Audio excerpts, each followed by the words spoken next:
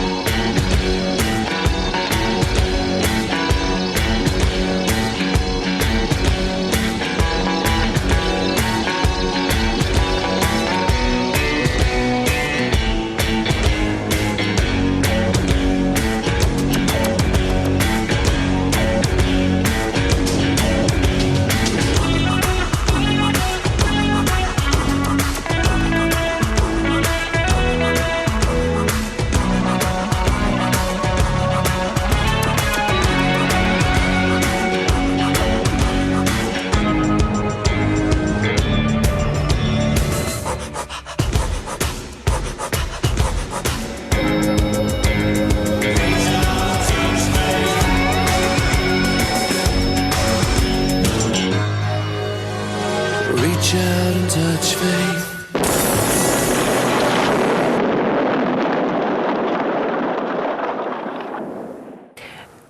გამარჯობა, თქვენ უყურებთ ტაბულას, ეს თეორემა, მე თამარ ჩერგოლეიშვილი ვარ. ჩვენ არ დავუშვებთ, რომ მოქალაქეების გამომწვევმა და დესტრუქციულმა გარკვეულმა ჯგუფმა შექმნან არეულობა და ქაოსი. ასე გამოიხმაურა საქართველოს პრემიერი გუშინ მის სახლთან გამართული მშვიდობიანი აქციის დარბევას და მონაწილეების დაპატიმრებას. პრემიერის თქმით, როდესაც პოლიციელზე აღმართავს ხელს პროვოკატორი, დესტრუქციული ძალის მქონე ვიღაც პიროვნება, ეს არის ყოვლად დასჯადი. ასეთი პროვოკატორი, დესტრუქციული ძალის მქონე ვიღაც პიროვნებები, რომლებიც პოლიციელებს უტყაპუნებენ, 2012 წლის შემდეგ ბევრი გვინახავს. მათ შორის ყველაზე ყვადაღებული მელორ ვაჩნაძეა.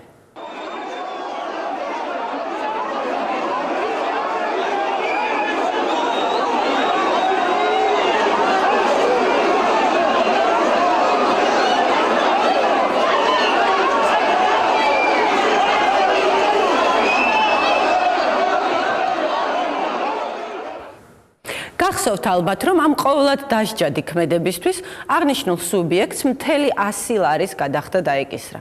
პრემიერს არც მისი თანაგუნდელები ჩამორჩნენ. პროფესიული საქმიანობისთვის ხელის შეშლა ინდულგენცია არ არის. გვამცნო პარლამენტის თავდაცვისა და უშიშროების კომიტეტის თავმჯდომარემ პრემიერის სახლის წინ საპროტესტო აქციისას ტაბულას ფოტორეპორტიორის ალექსანდრე გიორგაძის დაკავებაზე კომენტარი როცა გააკეთა. აუცილებლად დავინტერესდებოდით, როგორ ესმის ირაკლი სესიაშვილს სიტყვა ინდულგენცია, მაგრამ ახლა ამის დრო არ არის. ტაბულას რეპორტიორს გუშინ საღამოს შინაგან საქმეთა სამინისტრომ ქუჩის გადაკეტვა და გინება დააბრალა. დაკავების ოქმშიც ასე მიუთითა. დღესდილით უკვე სხვა ვერსია შემოგთავაზა. ჩვენს ფოტოგრაფს თურმე პოლიციელისთვის რაცია ამოუცლია. თუმცა არც პირველი და არც მეორე ბრალდების დამადასტურებელი მტკიცებულებები სასამართლოში არ წარმოუდგენიათ. პროკურორების განცხადებით უკლებლივ ყველა პოლიციელს სამკერდე კამერა დაუჯდა. ახლა ჩვენ ერთად შეგვიძლია ვნახოთ კადრები, სადაც ჩანს როგორ ეჭიდავება ტყავის ქურთუკებში გამოწყობილი მრავალი ადამიანი წაქცეულ ფოტორეპორტიორს. შემდეგ ვხედავთ რაციას ტაბულას რეპორტიორის ხელში, თუმცა ამოცლის ფაქტი არსად ჩანს. თავად ალექსანდრე გიორგაძე ამტკიცებს, რომ ის მას შემდეგ მიხვდა, რომ მასთან მოჭიდავე ტყავის ქურთუკიანი პირი პოლიციელი იყო, რაც მას რაცია ამოუვარდა ჯიბიდან და ზედ დაეცა. თავდაცვისა და უშიშროების კომიტეტის თავმჯდომარის ცნობიერების ნაკადი უცხო სიტყვების უადგილო გამოყენებით არ დასრულებულა. აქციის დარბევის ყველაზე გონებამახვილური გამართლება სწორედ მან შემოგთავაზა. სესიაშვილის თქმით, აქციის დარბევა უპრიანი იყო, ვინაიდან მონაწილეები პრემიერის მეზობლებს აწუხებდნენ და ამით მათ ინტერესებს ლახავდნენ. საინტერესოა, რომ ირაკლი სესიაშვილს, ირაკლი ღარიბაშვილის მეზობლებისთვის შექმნილი უხერხულობა სულაც არ გახსენებია, როდესაც რამდენიმე თვის წინ მთავრობის მხარდამჭერებმა საპროტესტო აქცია იმავე სახლთან გამართეს. ოღონდ მაშინ პროტესტის ადრესატი პრემიერის მეზობელი გივი თარგამაძე იყო. ტაბულას ფოტორეპორტიორის საკითხზე მისი ერთ-ერთი ადვოკატი ოთო კახიძე გვესაუბრება. გამარჯობა ოთო. მოგესალმებით, დიდი მადლობა, რომ ჩვენთვის გამონახეთ, რო ვიცი ძალიან დაკავებული ხართ. როგორ ფიქრობთ, ვისგან და რისგან ცდილობს ირაკლი სესიაშვილი ინდულგენციის მოპოვებას მსგავსი განცხადებებით? თქვენ ალბათ იცით, რომ პარლამენტარი პრემიერის მეზობლებზე ზრუნავს და ტაბულას ფოტორეპორტიორის დაკავებას ამართლებს. ირაკლი სესიაშვილის განცხადება, რომ საქართველოს ევროპულ მომავალს კარლ ბილდი აზიანებს, ამის შემდეგ მისი განცხადებების რაღაც სერიოზულად განხილვა მიჭირს.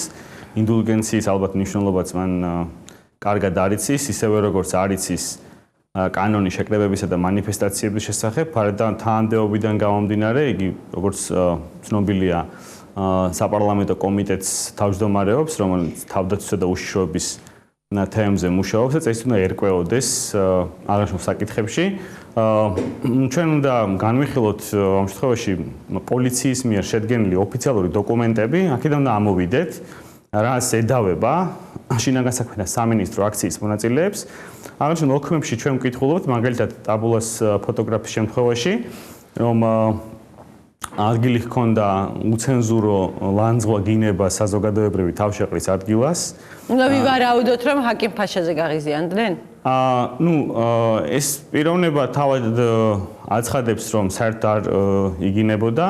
ის ცნობილი ანეკდოტი, რომელიც წითელ მოედანზე გასულ მომიტინგეს ეხება, ტრანსპარენტით ხუილო და შემდგომ როდესაც მას აკავებენ რუსეთის პრეზიდენტის შეურაცხყოფისთვის, და მას არ ჰქონდა დაკონკრეტებული თუ ვის გულისხმობდა აღნიშნულ ტრანსპარენტში, წარწერაში, აქაც რაღაც ეგეთი სიტუაცია მივიღეთ, როცა ჰაკიმ ფაშას დაძახებამ გააღიზიანა განსაკუთრებით პოლიცია, იმიტომ რომ ეს მიიღეს პრემიერ-მინისტრის, თქვათ, ეპითეტად და უფრო აგრესიულები გახდნენ, როგორც აქციის მონაწილეები აღწერენ.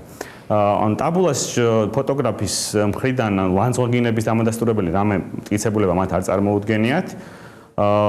ეს ადამიანი ქუჩის გადაკეტვის ქუჩის გადაკეტვაზეც ლაპარაკი ზედმეტია, ეს ადამიანი იდგა პარკირების ადგილას, გარდა იმისა, რომ პატრულის ყველა თანამშრომელს და საუბარია ათეულობით თანამშრომელზე, ყველას დაუჯდა და გაეთიშა კამერა, ღიმილის მომგვრელია, უბრალოდ ესე არ ხდება, უბრალოდ სტატისტიკურად შეუძლებელია, რომ ყველა თანამშრომელს გაეთიშოს კამერა, თუ რაღაც განზრახ მოქმედებას არ აქვს ადგილი. მაგრამ ამის გარდა სხვებსაც ჰქონდათ იქ კამერები, ეს ვიდეოფირები, ასე ვთქვათ, გაიშიფრება და ძალიან მარტივია იქ იმის დადგენა, უშლიდა თუ არა ვინმე ხელს, თქვათ, მანქანების გადაადგილებას, და ან ვინმე იგინებოდა თუ არა და არღვევდა თუ არა საზოგადოებრივ წესრიგს. აქვე ისიც მინდა ტელემაყურებელს შევახსენო, რომ თავად მოსაშვილის ქუჩა, გამჭოლი ქუჩა არ გახლავთ, ფალიაშვილის და აბაშიძის მსგავსად არ არის გამჭოლი, ის არის ბერძენიშვილის ქუჩით იკეტება და იქ მანქანების განსაკუთრებულად გახშირებული მოძრაობა არ არის და მომიტინგეები ატარებდნენ მანქანას, რომელიც იქ გასვლას ცდილობდა. ძირითადად ეს იყო პოლიციის მანქანები, რა თქმა უნდა, რომლებიც, ასე ვთქვათ, პატრულირებდნენ და აკვირდებოდნენ აქციის მონაწილეებს. ეს არის, თქვათ, მე რაც გუშინა ინფორმაციაც მივიღე, აქვე ერთი საკითხიც მინდა დავამატო.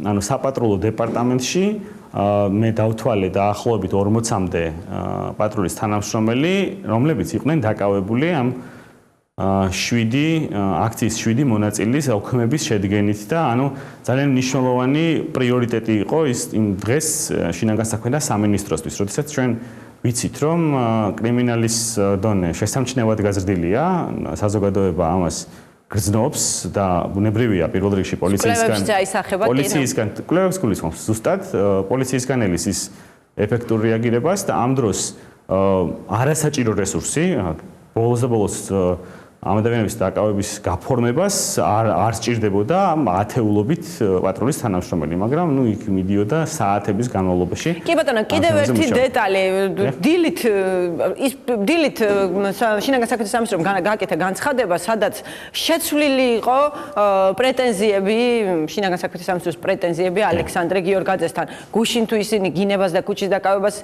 ედავებოდნენ, დღეს ბოდიში გაჩნდა უკვე ეს რაღაცა რაციის ამოცლის თემა. ჩვენ ვხედავთ კადრებში, რომ ადამიანი არის წაქცეული, მას 20 კაცი ახვევია, აქედან ნახევარი არის უფორმო ტყავის ქურთუკში გამოწყობილი, როგორც შემდეგ გაირკვა პოლიციელი და თურმე აი ამ დროს მას ამოუცლია რაცია. როგორ შესაძლებელია თუ არა, რომ დაკავების ოქმში არ ფიგურირებდეს ის, რაც შემდეგ უკვე განცხადებაში ძალიან ლოგიკური კითხვაა და ალბათ ტელემაყურებელიც ამ კითხვას პირველ რიგში დასვამს, როდესაც შეუდგინეს დაკავების ოქმი და დაკავების ოქმი როდესაც შედგა ერთი პირი გადაეცა გიორგ გიონიას, ასევე იცავს იგი ალექსანდრე გიორგაძის ინტერესებს, ხოლო ჩემი მისვლის შემდგომ მეორედ შეადგინეს, ასე ვთქვათ, ეს ოქმი, რომ გაეცნოთ ჩემთვის და ჩაებარებინათ და მე გამეკეთებინა შესაბამისი მინაწერი შენიშვნის სახით და ერთ-იგივე მომენტი ფიგურებს, ანუ 7 საათზე, 8 საათზე რომელი ოქმით შეადგინეს და დაახლოებით 10 საათზე რომელი ოქმით შეადგინეს, ორივე ოქმში საუბარია ამ ლანძღვა გინების და ქუჩის გადაკეტვის საკითხზე. არც ერთ ოქმში რაცია არ იყო ნახსენები და ეს ოქმი დგება იქ პატრული ინსპექტორის, ანუ დამკავებელი პირის ჩვენების საფუძველზე, ანუ ჩვენ ოქმი ეს თქვათ ჰაერიდან არ ფორმულირდება, მას კონკრეტული პირი, თანამდებობის პირი ადგენს და ამ შედგენისას ხელმძღვანელობს პირების გამოკითხვით, რომელიც იქ ვინც ადგილობრივი ხელების გამოკითხვა. შემდგომ ეხა ამ რაციაზე საუბარი, ჯერ ერთი ვის რად უნდა რაცია, ხო ეს ხო ანუ რაცია ერთი ცალი რაციის ამოცლა რაღაც კურიოზულია, ვერაფერს ვერ გამოიყენებს ადამიანი, ხო? თქვა მობილური ტელეფონი წაერთმია ვიღაცისთვის აი ესეთი ბრალდება რო ყოფილიყო, კიდე თქვა იმსჯელები. კი, მაგრამ ხომ არ ჩდება ეჭვი რომ ღამით გადახედეს მტკიცებულებებს, ნახეს ფირები, რაც არსებობდა, ვერ აღმოაჩინეს ისეთი ფირი, სადაც გასკეტავდა და ნუ აი რაცია დაინახეს და ამას გამოეკიდნენ. მე ესეთი შთაბეჭდილება დამრჩა. პრემიერმა უკვე გამოაცხადა დაკავებულები დესტრუქციულ ძალად და დადასტურებულ ფაქტად წარმოგვიდგინა, რომ პროტესტის მონაწილეებმა პოლიციაზე ხელი აღმართეს. აგრე პარლამენტის წევრი უკვე რაღაც ცოდვების გამოსყიდვაზე საუბრობს. რამდენად დაცულია ბრალდებულების უდანაშაულობის პრეზუმფცია ამ პირობებში, როგორ ფიქრობთ? ზოგადად, როდესაც პრემიერ-მინისტრი არაერთ გზის არის შემჩნეული, ზოგადად ამგვარ მოქმედებაში გულისხმობ უდანაშაულობის პრეზუმფციის დარღვევას, გამომძიებლებს პირდაპირ გამზადებულ ვერსიებს აწვდის და მე ამატებს ხოლმე რომ ეს 18 წლის ბავშვის გატაცების შემთხვევაც ალბათ. დიახ, არაერთი, ანუ მას ვანო მერაბიშვილის გაყვანის საქმეზე მაგალითად პირდაპირ თქვა, რომ ეს არის, ანუ საერთოდ რამე გამოძიება, რამე ვერსია სამ შემოგთავაზებდა, მანამდე თქვა, რომ ეს არაფერი არის ტყუილი და ამისად გამომძიებლებს მოუწოდა, რომ ეს ტყუილის ვერსიაზე უნდა ემუშავათ. ეს არის პრემიერ-მინისტრის ეს ხელწერა, ვერაფრით ვერ ისწავლა რომ უდანაშაულობის, აი მისმა ბრძენმა კაცმა გენდერული ისწავლა კარგი ახანის განმავლობაში მეცადინეობდიო როგორც თქვა, მაგრამ აი უდანაშაულობის პრეზუმფციის ცნება ამ შემთხვევაში ღარიბაშვილმა ვერაფრით ვერ დაიმახსოვრა. ამას ალბათ განზრახაკეთებს, არ ვიცი, იმიტომ რომ ვფიქრობ, რომ მას კვალიფიციური იურისტები უნდა ყავდეს მრჩევლებად და მათ უნდა უთხრან, რომ ამგვარ ასეთი მოქმედება აზიანებს ამ შემთხვევაში მისივე ინტერესს, ვინაიდან ეს არის უდანაშაულობის პრეზუმფციის დარღვევა ეს ცალკე აღებული პრობლემა არ გახლავთ. ეს არის ზეწოლა გამოძიებაზე, ანუ გამომძიებელზე, შინაგან საქმეთა სამინისტროს კონკრეტულ თანამშრომელზე პრემიერ-მინისტრი თავისი სიტყვით ზეწოლას ახდენს, ვინაიდან უბიძგებს ამ გამომძიებელს იმუშაოს იმ ვერსიაზე, რომელიც შეთავაზებულია ამ შემთხვევაში ქვეყნის ერთ-ერთი პირველი პირის მხრიდან. კი ბატონო, რამდენად იყო დაცული დემონსტრანტების კანონიერი უფლებები? გულისხმობ შეკრებისა და მანიფესტაციების თავისუფლებას, თქო, უსაფრთხო გარემოში გამოიხატა თავისი პროტესტი. აქციის სამსახურ კადრებში კარგად ჩანს, რომ ეგრეთ წოდებულ გამლველებს პოლიცია ხელს არ უშლის, არც აკავებს, სამაგიეროდ დააკავეს პროტესტის მონაწილეები. ცოტა ხნის წინ 7 დაკავებულიდან 6, მათ შორის ტაბულოს ფოტოგრაფი ხელწერილის საფუძველზე გაათავისუფლეს. ამ შემთხვევაში როგორ ხდება? ფაქტია, რომ დაკავებულები, ფაქტია, რომ უსაფრთხოება თავისთავად გამოხატვის თავისუფლება უზრუნველყოფილი არ იყო, თქვათ, პოლიციის მხრიდან. როგორ ფიქრობთ, ამ შემთხვევაში პასუხისმგებლობის საკითხი თუ უნდა დადგეს? მე ერთი საქმე მინდა გავიხსენო, რომელიც თემატურია ამ შემთხვევაში. გულისხმობ 26 მაისის საქმეს ივანე მერაბიშვილის მსჯავრდებას, მინისტრს, ანუ ყოფილ მინისტრს ამ შემთხვევაში ვანო მერაბიშვილს პროკურატურა ედავებოდა, რომ მან გასცა მომიტინგეების დაკავების ბრძანება. ანუ იქ არ იყო საუბარი მინისტრს, ანუ ყოფილ მინისტრს არ ედავებოდნენ, რომ რომელიმე პოლიციელს განსაკუთრებული სისასტიკის გამოჩენა დაავალა, ან რაიმე კავშირში იყო პოლიციელების მხრიდან ძალის გადამეტება მინისტრის მოწოდებებთან, მხოლოდ ერთადერთი ფორმულირება, ანუ ბრალდებაში, გახლავთ ის, რომ მაქსიმალურად მეტი მომიტინგის დაკავების ბრძანება გასცა მინისტრმა და ეს გეგმა დაამტკიცა ამის შესაბამისად. თუმცა ჩვენ უნდა გავითვალისწინოთ ისიც, რომ 26 მაისის მიტინგი ჯერ ერთი გრძელდებოდა 5 დღის განმავლობაში და გადაკეტილი ჰქონდათ ცენტრალური გამზირი მომიტინგეებს. ძალადობდნენ, კი ბატონო, ძალადობდნენ პერმანენტულად, ორგანიზატორებს ჰქონდათ მკაფიოდ დეკლარირებული ძალადობრივი განზრახვები. ამავე დროს აქციის მონაწილეები იყვნენ ხელკეტებით, ქვებით, რეზინის და პლასტმასის და სხვადასხვა ბეისბოლის ჯოხებით შეერაღებული, ჰქონდათ ფარები, ეგეთად ნიღბები. და ეს შესაბამისად საერთაშორისო პრაქტიკით არ ითვლება ეს მშვიდობიან მიტინგად. განსხვავებით გუშინდელი აქციისგან, სადაც მომიტინგეები გამოხატავდნენ თავიანთ აზრს, ჰქონდათ მეგაფონები, ჰქონდათ ტრანსპარანტები, სხვადასხვა შეძახილებით დაფიქსირებდნენ თავიანთ აზრს. ეხლა ეს ფორმა შეიძლება ვიღაცისთვის მოსაწონი იყოს და გემოვნების საკითხზე შეიძლება ვინმე იდაოს, მაგრამ სრულად ჯდება აღნიშნული მიტინგის, ასე ვთქვათ, გამოსახვითი ხასიათი შეკრებებისა მანიფესტების შესახებ კანონში. ანუ ის ითვალისწინებს სწორედ ტრანსპარანტებით, აი ამ სხვა ხმის გამაძლიერებლებით და სხვადასხვა საშუალებებით შეკრებების მოწყობას და აქვს თმენის ვალდებულება აქვს კიდევ თანამდებობის პირს, რაც არ უნდა შემაწუხებელი იყოს ეს აქცია. ამავე დროს მნიშვნელოვანია გავითვალისწინოთ აქციის ხანგრძლივობაც, რომ გრძელდებოდეს ეს აქცია კვირების განმავლობაში, როგორც 2009 წელს ვთქვათ რუსთაველის გამზირზე ცხოვრები მოქალაქეების სიმშვიდეს იქ არავის არ უფიქრია, ისე ათენებდნენ და აღამებდნენ. ამ შემთხვევაში ეს იყო სპონტანური აქცია, რომელიც რამდენიმე საათს გრძელდებოდა და დაშლასაც აპირებდნენ აქციის მონაწილეები. ანუ დანიშნულოვანი ის გავითვალისწინოთ, რომ ბუნებრივია სიმშვიდე, როდესაც შეძახილებზეა საუბარი და ქუჩაში ბევრი ხალხია, შეიძლება ბევრი სიმშვიდე დაირღვეს, მაგრამ ეს არის გარკვეული თმენის ვალდებულება აქვს ყველა მოქალაქეს, რომ ჩვენ ეს არის დემოკრატიის ფასი, ასე ვთქვათ, ჩვენ უნდა მივცეთ სხვა უკმაყოფილო თანამოქალაქეებს თავიანთი უკმაყოფილების გამოხატვის საშუალება. ამის გარანტი გახლავთ სწორედ საქართველოს კონსტიტუცია და კანონმდებლობა. კი ბატონო, დიდი მადლობა ოთო, თქვენს მერე ახალგაზრდა იურისტთა ასოციაციის თავმჯდომარე კახა კოჟორიძე ჩაგვერთვება ცოტა ხნის წინ, 7 დაკავებულიდან, როგორც უკვე ვთქვი, 6, მათ შორის ტაბულას ფოტოგრაფი, ხელწერილის საფუძველზე გაათავისუფლეს, თუმცა სასამართლო მოსმენა არ დასრულებულა, მათი საქმის მოსმენა 22 ოქტომბერს გაგრძელდება. ამ 7-დან 1 ლევან კვარაცხელიას საქმეს სისხლის სამართლის კვალიფიკაცია მიეცა. აქამდე უცნობია პროკურატურის რეაქცია ჩვენს მოთხოვნაზე, გულისხმობ ტაბულას მოთხოვნას, რომ დაიწყოს სისხლის სამართლის გამოძიება ჟურნალისტური საქმიანობისთვის ხელის შეშლის ფაქტზე. მოგეხსენებათ, რომ ჟურნალისტური საქმიანობისთვის ხელის შეშლა საქართველოს სისხლის სამართლის კოდექსის 154 მუხლის მიხედვით სისხლის სამართლის დანაშაულია და როდესაც ამას თანამდებობის პირი ჩადის, 2 წლამდე თავისუფლების აღკვეთით ისჯება. უნდა დაიწყოს თუ არა ხელისუფლებამ ტაბულას ფოტორეპორტიორის საქმეზე სისხლის სამართლის გამოძიება, შეიმჩნევა თუ არა ხელისუფლების მოქმედებაში ორმაგი სტანდარტი. ამ საკითხებზე ახალგაზრდა იურისტთა ასოციაციის თავმჯდომარესთან კახა კოჟორიძესთან ვისაუბრებთ. ბატონ კახა, გესმის ჩემი? დიახ, მოგესალმებით. დიდი მადლობა, რომ მოიცალეთ ჩვენთვის. მადლობა თქვენ მოწვევისთვის. უნდა დაიწყოს თუ არა, ბატონ კახა, პროკურატურამ გამოძიება ჟურნალისტური გამოძიების საქმიანობისთვის ხელის შეშლის ფაქტზე. იცით ალბათ, გაცნობეთ ამის შესახებ, რომ გუშინ ტაბულას ფოტორეპორტიორი პროფესიული მოვალეობების შესრულებისას დააკავეს აქციის დარბევის დროს. დიახ, უშუალოდ სანამ თქვენს კითხვას უპასუხებთ, ნება მომეცით ამ აქციასთან დაკავშირებით ჩვენს ჩართულობაზე მოგახსენოთ 2-3 სიტყვა. გუშინ მე ამ აქციის შესახებ არ ვყოფილ თბილისში და ამ აქციის შესახებ გავიგე ქალბატონ ანინა დარეიშვილისგან, როდესაც მან მითხრა უკვე რომ დააკავეს რამდენიმე ადამიანი და ასევე გითხრა ის რომ ადვოკატებს არ უშვებდნენ დაკავებულების მოსანახულებლად.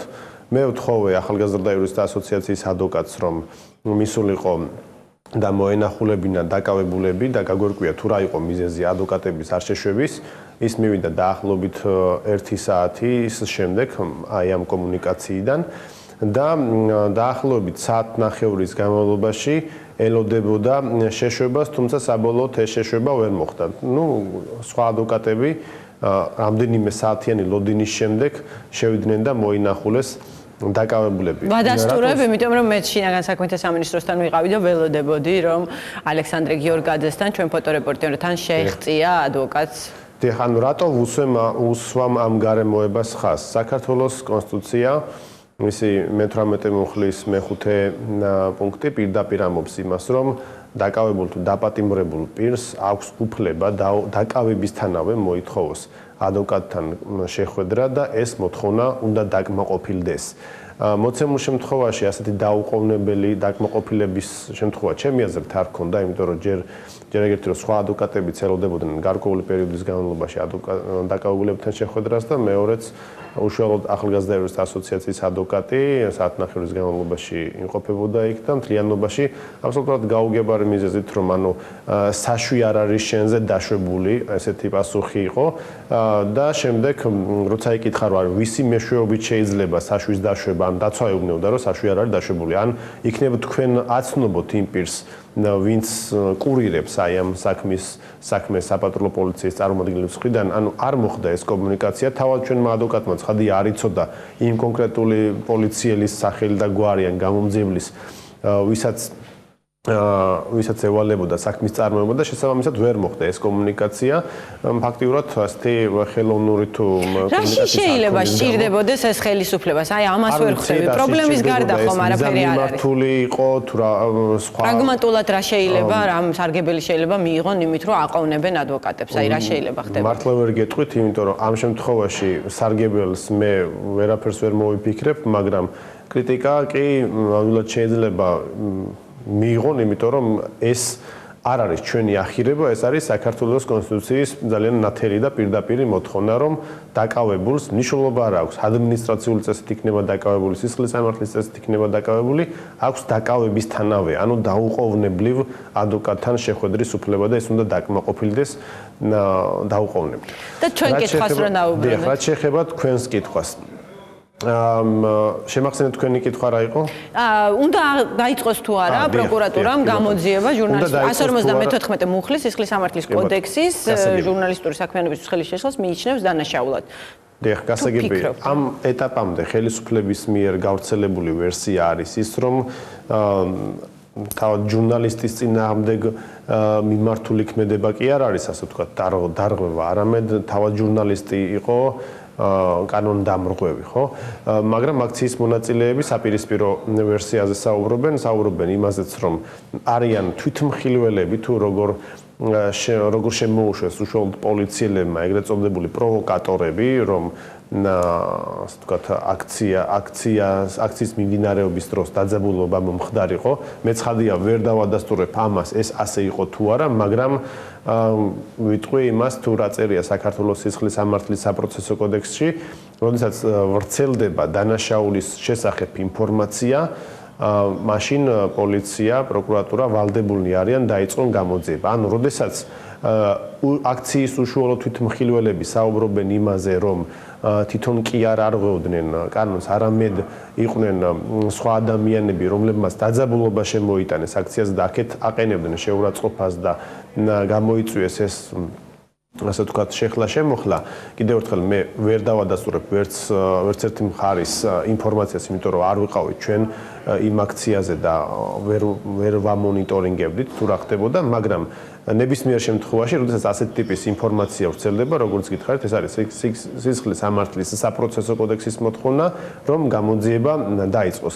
მით უმეტეს თუ ჩვენ ასე ვთქვათ, ოფიციალურ ვერსიას გავაანალიზებთ თუ რა არის შინაგან საქმეთა სამინისტროს ოფიციალურ ვერსია, ტაბულას ჟურნალისტთან დაკავშირებით, იქ არის საუბარი რაღაც რაციის წართმევაზე, ჩემთვის აბსოლუტურად გაუგებარია რა მიზნით უნდა ართმევდეს ჟურნალისტი პოლიციელს რაციას, მაშინ როდესაც ის პოლიციელი არ იყო ერთადერთი პოლიციელი შემთხვევის ადგილზე და თუ დავუშვათ რაციის წართმევას ზოგადად აქვს ან შეიძლება გქონდეს ის მიზანი, რომ არ მოხდეს კომუნიკაცია სხვა პოლიციელებთან, მაშინ სხვა პოლიციელები მოახდენდნენ იმ კომუნიკაციას. ანუ ჩემთვის გაუგებარია. კადრებიც არსებობს, სადაც ჩანს, რომ ადამიანს დაახლოებით 20 პოლიციელი ეჯაჯგურება, აქედან ნაწილი არის თუ ვთქვათ, ყავის ქურთუკებით, ეს ვიცით ალბათ ეს დიდი ხნის ფენომენია, ტყავის ქურთუკებიანი პოლიციელები და ჩანს, რომ რაღაც მომენტში მას მართლაც უჭირავს რაცია, მაგრამ როგორც თვითონ ამბობს, პოლიციელს დაუარდა და ამაზე მიხვდიო საერთოდ, რომ ის ტყავის ქურთუკიანი ადამიანი, რომელიც მეჯაჯგურებოდა, იყო პოლიციელი, ანუ 20 ადამიანი ახვევია და ამ დროს ეს თურმე რაციას პარავს თუ აცლის პოლიციელს ახლა ეს აბსოლუტურად გაუგებარია. გონიერი ადამიანი ამ მიზანს ვერ ახსნის, უბრალოდ თუ რატო შეიძლება ამ სიტუაციაში ჟურნალისტი, რომელიც ასრულებს თავის პროფესიულ მოვალეობას, ართმევდეს რაციას პოლიციელს, იმიტომ რომ კიდევ ერთხელ რაცია არის კომუნიკაციის საშუალება და კომუნიკაციის საშუალების წართვა შეიძლება მოხდეს იმ შემთხვევაში, რომ აღკვეთო ეს კომუნიკაცია, მაგრამ ამ კომუნიკაციას ცხადია ვერ აღკვეთებდა ეს ჟურნალისტი, იმიტომ რომ იყვნენ სხვა პოლიციელები, ასევე რაციებით ან მობილური ტელეფონებით შეიარაღებული, რომელთაც შეეძლოთ ეს კომუნიკაცია მოეხდინა, შესაბამისად ლეგიტიმური მიზანი ამ რაციის წართვას იდეაში ალბათ არ ექნებოდა. კი ბატონო, ანუ მოკლედ რომ შევაჯამოთ, რადგან არსებობს ადამიანთა ჯგუფი, რომელიც ამბობს, რომ ტაბულას ფოტორეპორტიორის პროფესიული საქმიანობას ხელი შეეშალა, პროკურატურა შეგვიძლია ჩავთვალოთ, რომ ვალდებულია, რომ მან დაიწყოს ამ ფაქტის გამო. კი, ეს წერია სისხლის სამართლის საპროცესო კოდექსში, რომ მით უმეტეს აქ საუბრობენ უშუალოდ აქციაზე მყოფი ადამიანები, რომლებიც ამბობენ, რომ ჩვენ ვართ თვითმხილველები, როგორ მოხდა ეს. შესაბამისად, აქ უკვე წარმოიშობა ვალდებულება, პირდაპირ წერია, აქ მიმართვაც არ არის საჭირო, რომ მაინდა-მაინც ტაბულამ ან რომელიმე ადამიანმა მიმართოს პროკურატურას წერილობითი განცხადებით. პირდაპირ წერია კანონში, რომ მასობრივი ინფორმაციის საშუალებებით ასეთი ინფორმაციის გავრცელებას და გამოძიების დაწყების ვალდებულება. კი ბატონო, მით უმეტეს, როცა ვიცით, რომ თქვათ ყოფილი თანამდებობის პირები უდიდესი ნაწილი ბრალი სწორედ მოწმეთა ან თვითმხილველთა ჩვენების საფუძველზე აქვს წარდგენილი. შემდეგ კითხვაზე რომ გადავიდეთ, ამჩნევთ თუ არა გარკვეულ ორმაგ სტანდარტს ხელისუფლების მოქმედებებში. კადრებში ნათლად ჩანს, რომ პროტესტის მონაწილეებს ალბათ ნახავდით, ნეტგაზეთს ჰქონდა, რუსთავს ჰქონდა, ჩვენც ჰქონდა, მონაწილეებს თავს დაესხნენ და შეურაცხყოფას აყენებდნენ ადამიანები, რომელთაც პოლიცია გამლელებად მოიხსენიებს, ხოლო დემონსტრანტები პროვოკატორებად მიიჩნევენ, მათგან არც ერთი არ დაუკავებიათ. დააკავეს პროტესტის მონაწილეები. ამასთან ჩვენ გვახსოვს ზუსტად იმავე ადგილას გამართული აქცია გივით არგამაძის წინააღმდეგ. მაშინ მეტყობა მეზობლები არ წუხდებოდნენ, იმიტომ რომ დღეს სესიაშვილმა ასე გაამართლა აქციის დარბევა. ამასთან გვახსოვს მელორ ვაჩნაძის შემთხვევა, რომელიც რაც კომიკური 100 ლარით დაჯარიმდა პოლიციელისთვის ჩარტყმის გამო. დღეს კი ერთ-ერთი მონაწილის საქმე პოლიციელისთვის წინააღმდეგობის გაწევის ბრალდებით სისხლის სამართლის საქმედ გადააკვალიფიცირეს. რაშია საქმე, თუ შეგიძლიათ რომ გითხრათ, თუ ამჩნევთ ორმაგ სტანდარტს ამ შემთხვევაში? დიახ, მე ვფიქრობ, რომ იკვეთება, ასე ვთქვათ, არათანაბარი მიდგომა ამ თქვენს მიერ ჩამოთვლილ საქმეებში. ზოგადად დღეს დასახელებული არგუმენტი ბატონი ირაკლი სესიაშვილის მხრიდან, რომ რადგან პრემიერ-მინისტრის სახლი არ არის ისეთ საჯარო დაწესებულება, როგორც არის პარლამენტის შენობა ან სხვა რაიმე ხელისუფლების რომელიმე შტოს ოფიციალური შენობა, აქედან გამომდინარე იქ ცხოვრობენ მოქალაქეები და ის მოქალაქეები შეწუხდნენ და შესაბამისად მას მიზანშეწონილად მიაჩნია აქციის შეწყვეტა.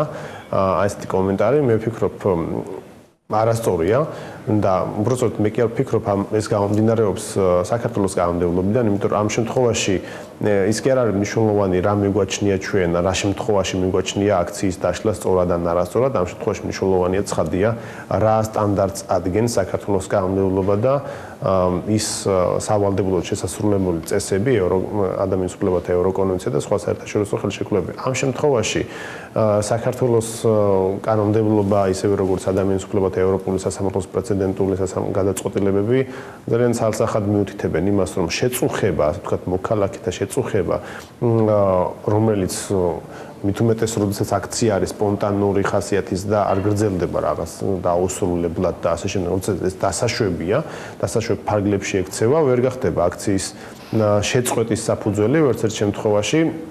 რაც შეეხება გზის გადაკეტვას, კი ეს მართალია, რომ ამ შემთხვევაში 5 დღით ადრე უნდა აცნობო მერიას, ვთქვათ, თუ გზას კეტა.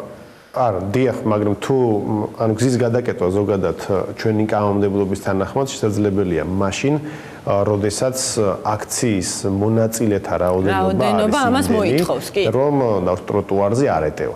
ამ მოცემულ შემთხვევაში მე არ ვიცი, იყო თუ არა იმდენი ადამიანი ამ აქციაზე, რომ დავუშვათ გზის გადაკეტვის აუცილებლობა დამდგარიყო დღის წესრიგში, მაგრამ იმ შემთხვევაშიც კი თუ დავუშვათ იყო ნაკლები რაოდენობა და მათ გადაკეტილი ჰქონდათ გზა არასწორად, ეს არ წარმოშობს, ასე ვთქვათ, პირდაპირ უფლებას პოლიციელთა მხრიდან, რომ ავტომატურად მოხდეს აქციის შეწყვეტა.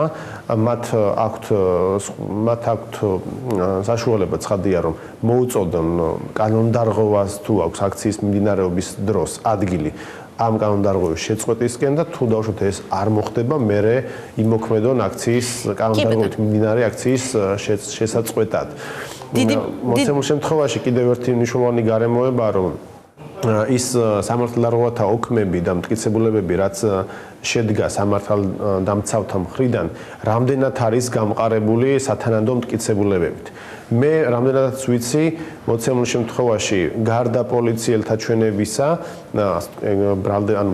პოლიციას სხვა რაიმე დამატებითი მტკიცებულება, მათ მიერვე შედგენილი ოქმების და პოლიციელთა ჩვენებების მე რამდენადაც ვიცი არ აქვს, თუმცა გასათვალისწინებელია ეს გარემოება, რომ შინაგან საქმეთა სამინისტროს ცხადია უდავოა ის, რომ აქვს სათანადო ტექნიკური საშუალება იმისა, რომ მოახდინოს ამისი ვიდეო, აუდიო გადაღება თუ ჩაწერა, სადაც გამოჩნდება მაგალითად იგინებოდა თუ არა ტაბულას ჟურნალისტი აქციის მიმდინარეობის დროს.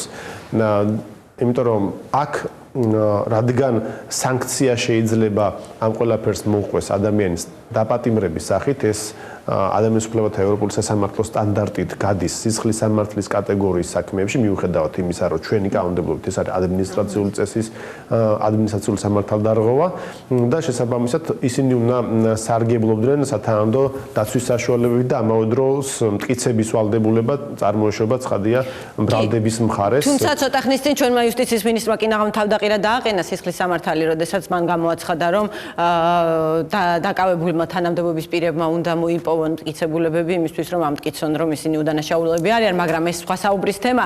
პრემიერის დღევანდელი განცხადების შემდეგ, როდესაც მან გუშინდელი აქციის შესახებ თქვა, რომ არ დაუშვებს დესტრუქციულ ქმედებებს დედაქალაქსა და რეგიონებში, ხომ არ აპირებთ თქვენ არასამთავრობო ორგანიზაციები გარკვეული ზომების მიღებას, შეკრებისა და მანიფესტაციების უფლების უზრუნველსაყოფად. მე მახსოვს წინა ხელისუფლების დროს თქვენ ძალიან კარგი პრაქტიკა გქონდათ და ოპოზიციის მიტინგებზე დამკვირვებლებს ავლენდით.